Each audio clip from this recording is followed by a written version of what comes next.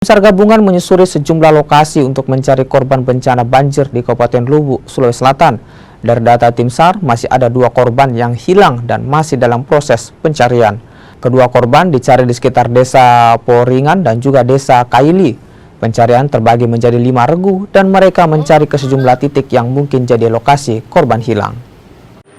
Operasi SAR pencarian terhadap bencana banjir di Kabupaten Luwu dan wilayah sekitarnya hingga hari kedua kami melakukan 2 titik fokus, yaitu di desa Paringan dan desa Kaili, yang di mana titik hilangnya korban dengan membagi 5 seru, yaitu seru pertama melakukan pemantauan dan asesmen di LKK dengan menggunakan drone, dan seru kedua melakukan pencarian dengan penyisiran sungai yang berada di belakang rumah korban tersebut.